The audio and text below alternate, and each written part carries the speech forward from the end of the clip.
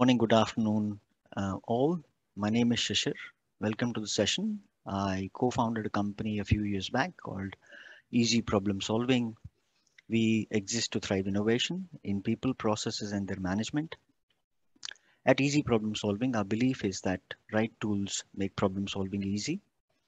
That is, today is also our attempt to help you take you through a tool called ideaTRIZE, with which you can help and guide, facilitate uh, in ideation for this hackathon.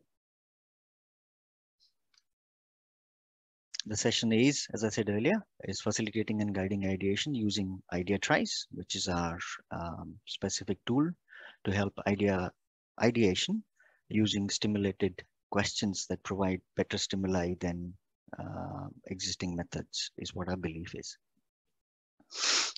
Our assumption is that most people take in the session or in the hackathon would be familiar with the pre-requirements of staying longer in the problem space, understanding the context, understanding the user, drawing up the persona, um, and defining the needs. We prefer JTBD or jobs to be done as a framework for defining the need. So once you've understood the user, the context in which the problems are occurring, and the specific need of the user, you should you would then look at what we call as constraints. That what are the constraints that the user is facing or you're facing to be able to satisfy the needs of the user. And then we move into ideaTRIZE, and then we can try and build on the idea after, of course, testing it. That's what we'll try and cover today. We'll briefly touch upon constraints. They'll delve a little deeper into ideaTRIZE. We'll touch upon prototyping, and that at the end of the session, I'll walk you through the an assessment that we've created for you. It's on Google Form. It's a canvas, and with that canvas, you should be able to look at the problem holistically and come up with better ideas. ideaTRIZE canvas is this is what it looks like. I am going to walk you through a sample of a problem that we used for another hackathon. The challenge there was education for sustainable environmental protection. The persona was of a regular citizen, and a quote ascribed to the persona was, "I would really love to help protect environment, but how should I do it, or but how?" The primary job to be done, core functional job that we talked about, was contribute to saving the environment while doing daily chores. The problems that we identified for the persona was lack of awareness, and it's not easy to be able to do so, which is help protect the environment while doing the daily chores. Success measure adopted for this one would be a UNDP survey on increased tree covers, reduced plastic usage. The constraint that the team identified was lack of knowledge of the impact of the positive or the negative actions that they take, and how to avoid, of course, the negative actions. The team ideaTRIZed, and they used one of the techniques called managing the information flow. And in managing the information flow, they eventually voted in an idea of educating people via social media, with an premise that most citizens today will spend enough and more time on social media, and if we can make them feel proud of the fact that how they're helping the environment, if we make them take pledges on the social media, it will increase adoption of the good practices and eventually help the environment. Pretotyping is a way to test desirability of an idea with extremely low cost or no cost. In this case scenario, was decided that a Facebook page will be created and will let the users post how they were helped. And again, this one costs nothing other than time and effort from the people doing it. And every canvas, any idea should eventually result in actions. So the canvas ends with next steps with owners as the final place here. So ideaTRIZE canvas helps you look at problem from top to bottom using the method that we showed you earlier, which is understanding the problem better before jumping into the solutions. Once you've defined the need of the persona, in the context, we eventually realize constraints. By definition, constraints would be something that limits a system from achieving higher performance versus its goal. It's the weakest link. Now, let me explain that through an example that in a hospital, one of the most important um, constraint that you face in being able to do more surgeries, especially in the developing world, would be, and perhaps even in the developed world, would be the number of surgeons that are available. And the surgeons become the limiting factor that you can create infra, which is operating theaters and associated pieces needed. However, surgeons take time um, and an expertise to create surgeons or to have good surgeons in place. This was a constraint that was realized by eye care chain called Arvinda Eye Care. And what they did was they placed more than one bed in the same operating theater, thereby reducing the need for the doctor to move from one operating theater to another. They had to go through their own pains in trying to get that regularized and implemented. However, that eventually resulted in them being able to use the same surgeon for more surgeries in a given day. So that's how you would find a constraint, think about the constraints, and then eventually solve them. When looking at constraints, you could be spending time first figuring out constraints by using the questions here. These will be available to you via a link in the Google form that we'll share at the end of the session. Once you've found your constraints, it is also necessary for us to be able to question the constraints. As mentors or as participants, you can question each other or the teams about the constraints that we identify and validate that these are really the constraints and not just our assumptions. That are we taking our biases when we're thinking about user? So those validating constraints is important before we move forward. So if we know the user, the job to be done, the expected outcome and the constraint, we would need to manipulate it creatively and innovate so that we can move from problem space to the solution space. Now let's move to what we've been talking about, which is ideaTRIZE, the ideation method. Our brain typically functions on about 12 watts of electricity compared to a fridge bulb, which is about 40 watts. Hence, it is hardwired to take shortcuts.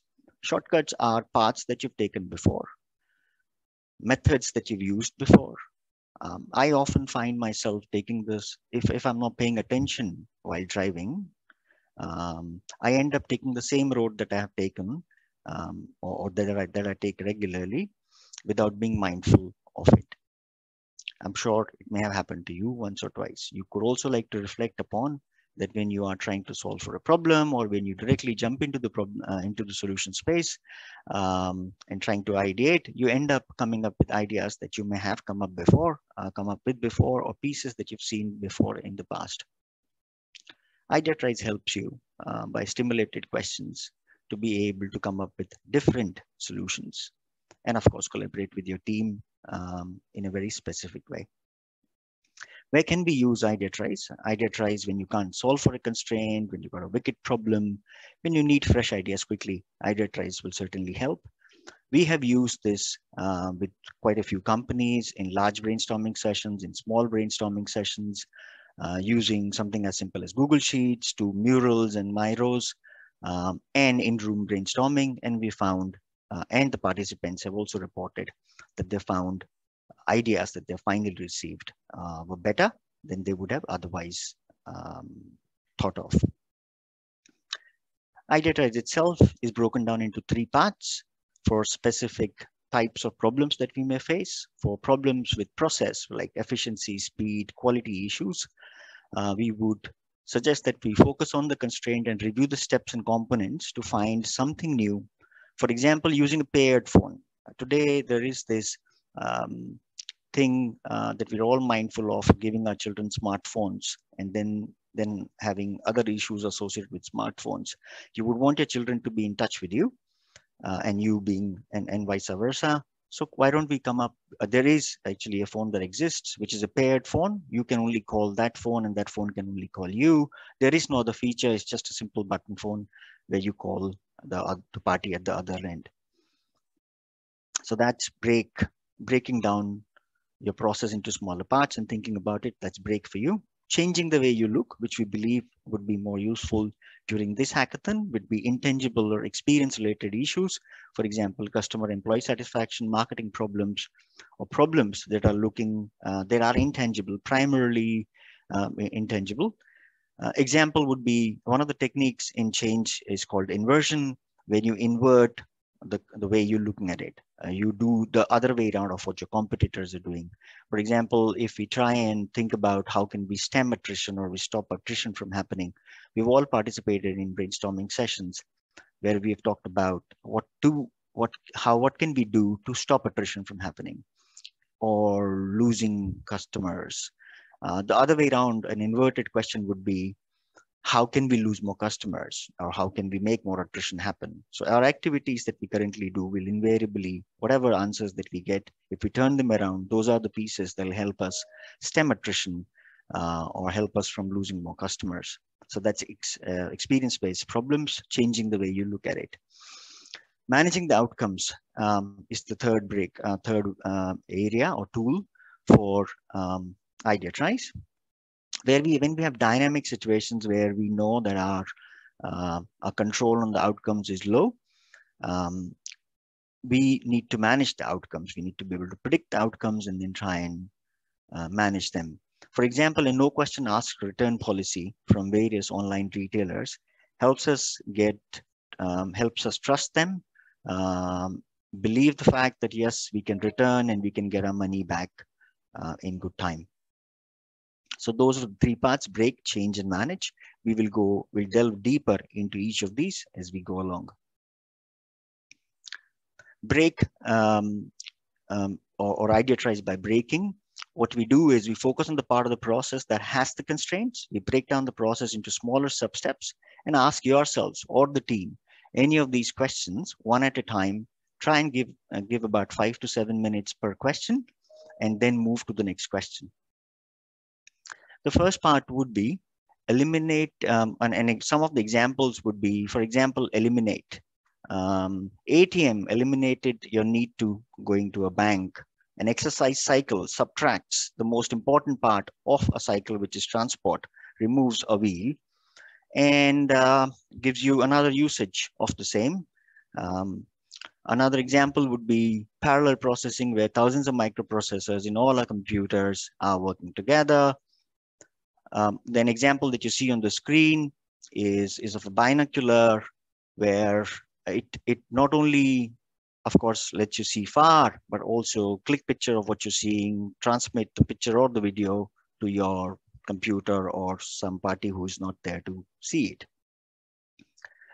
Spokes in the umbrella that we see here, on the top, the light blue umbrella, have been added back again. That's an example of multiply. Technique number 2, which is multiply benefit by repeating a component or step but changing something. In this, the spokes were inverted. This avoids the umbrella flying away in a storm. So that's break for you. The next technique or the next tool is called changing the way you look at it, or ideaTRIZE by changing.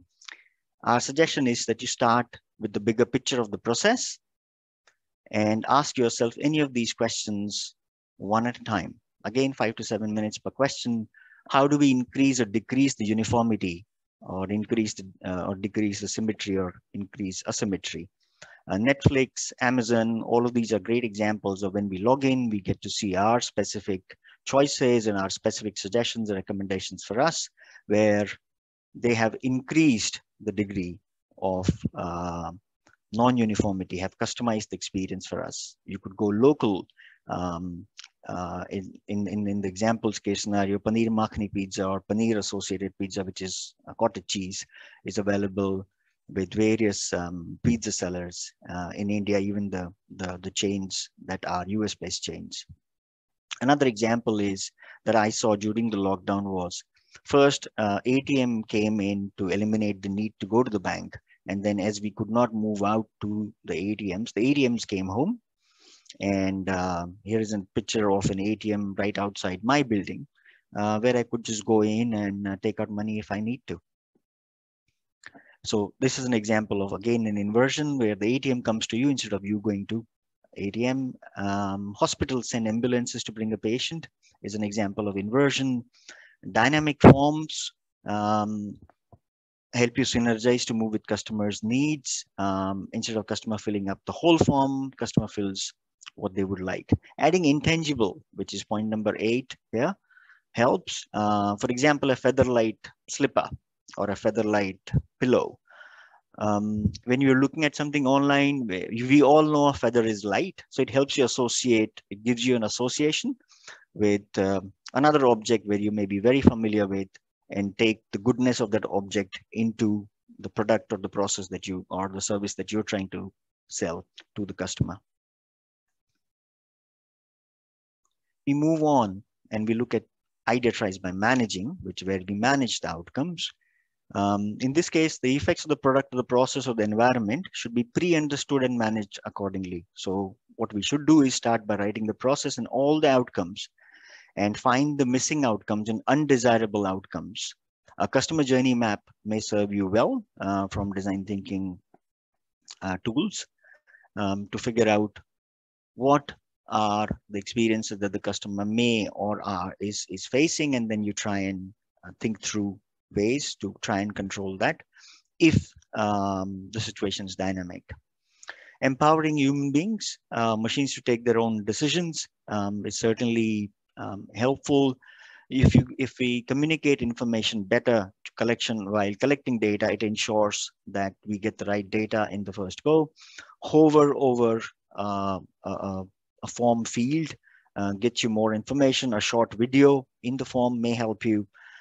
Empowering the customer facing layer of various service agents. In this case scenario, for example, you may have experienced the same when you're calling up Amazon or some such other service providers, that the agent itself can refund you the amount then and there, rather than we going through a long process of filling up forms and receiving permissions and so on and so forth. Sunscreen lotions, as we see on the screen, is as an example of what is called as pre-empty action. You know this is going to happen, so you might as well take action now. Surge pricing, yes, more cabs are available. So it's not that there are no cabs available, but given the situation, if you either use public transport or you pay more to receive the service. So those were the 3 tools that we talked about: break, change, and manage. And so that's, we have gone from problem space into the solution space. In an ideaTRIZE, we've used ideaTRIZing by doing break, change, and manage. In a canvas, this is exactly where we are now, which is with ideaTRIZE, we have received some ideas. What we need to do now is vote those ideas in, find out the best ones that we want to go forward with. And then we should confirm desirability of the idea. Pretotyping certainly helps, as Alberto says here in the code, that make sure you're building the right it before you build it right. Pretotyping helps you do that. Here is a simple example that explains pretotyping, making the right it.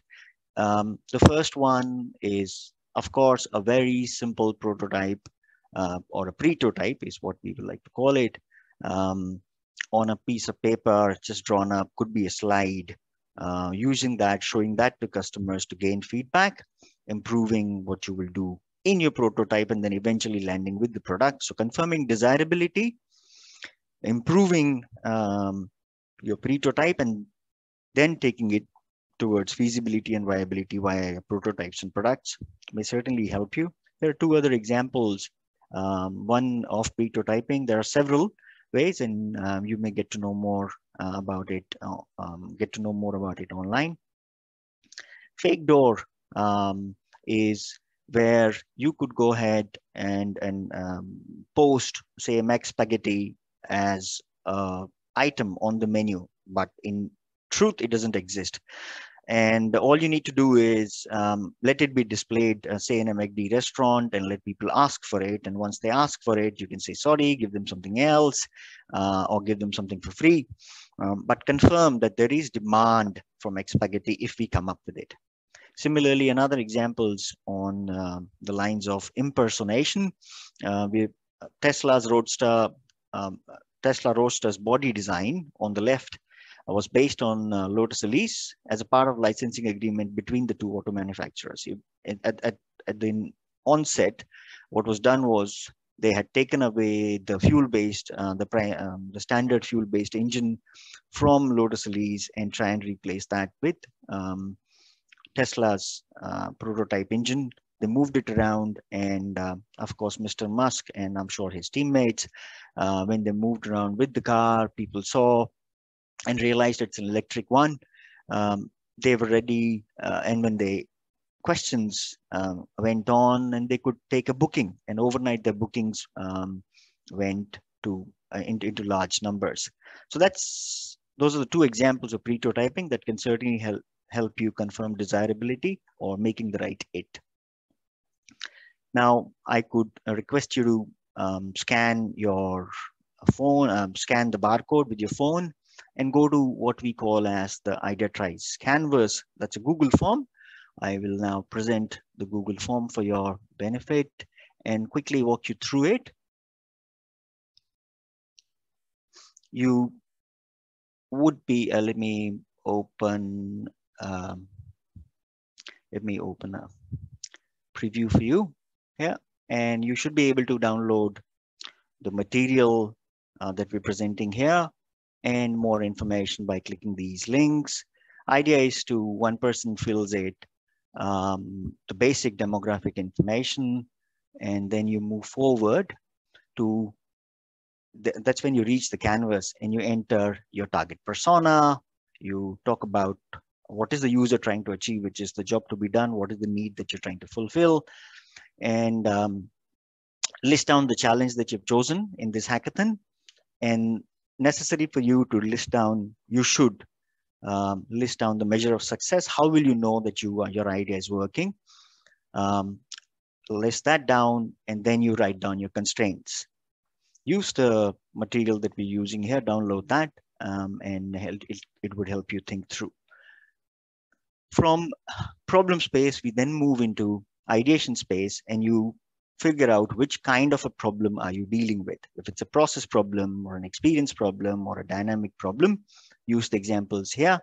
You could pick any if you're not sure, and then go through some of the questions there and come back and pick another one and do those questions. So if I were to, for example, pick the experience one and go forward, we will then look at these questions that are available here. Where I said, how might we increase or decrease uniformity? Now, these are the same questions that we saw on during the presentation. And you can take each of these questions, spend 5 to 7 minutes with your team thinking about it, try and write your answer, and eventually write your best voted in ideas. And as you submit, you will also receive a copy of these ideas that you've written back to you to help you further move along prototyping and testing and building your ideas further. I will go back to the presentation and look. If you have any questions, please feel free, reach out to us. All the best.